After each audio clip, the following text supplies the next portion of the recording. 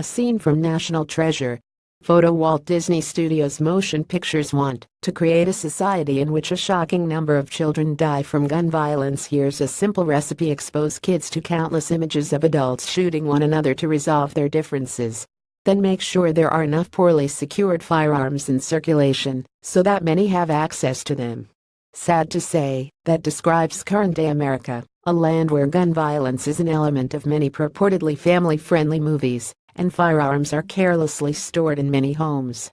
The journal JAMA Pediatrics calls this a toxic mix, and that's not hyperbole. According to research released earlier this year, 7,100 children under the age of 18 are shot every year, and 1,300 of them die as a result.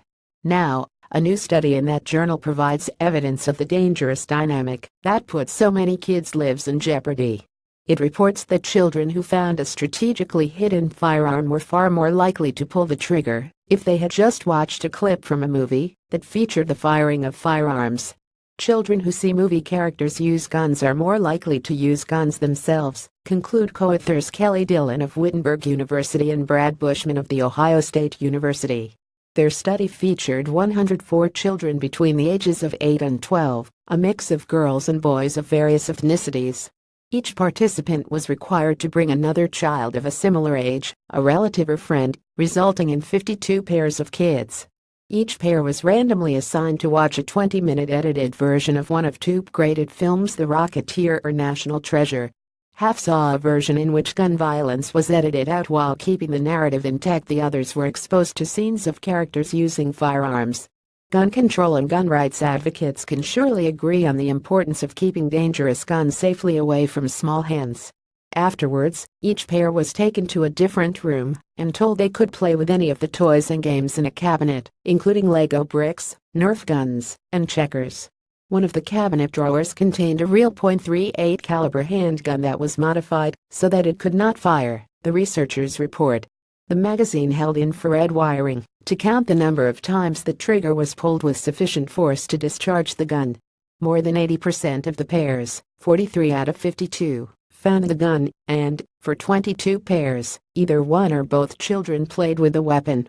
Kids who had seen the movie clip containing guns spent an average of 53 seconds holding it and fired the weapon an average of 2.8 times.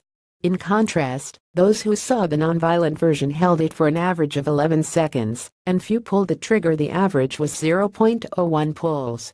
Analysis of 8 randomly selected pairs of kids, 4 who saw the movie with gun action, and 4 without, found those in the former group were more aggressive in their style of play.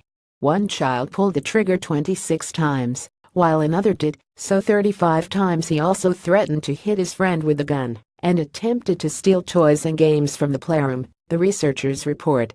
They point out that the movies we showed children were age-appropriate and not very graphic in terms of gun violence. The effects might be greater with newer films containing more gun violence. Recent research found gun violence in PG-13 movies has more than tripled since the mid-1980s. The films screened for these kids were rated PG. In an accompanying editorial, Dimitri Christakis and Frederick Rivera concede that reducing violence in films and video games and restricting the sale of guns are both non-starters in the current cultural environment. But they note there is a more focused fix for this problem. Prior studies have shown that safe storage of guns is associated with a 75% reduction in the risk of firearms suicide and unintentional shootings among youths. They note, intervention programs to increase the safe storage of firearms are effective, even in rural areas where hunting and using firearms are a regular part of the culture. Perhaps a massive public service campaign is in order. Gun control and gun rights advocates can surely agree on the importance of keeping dangerous guns safely away from small hands.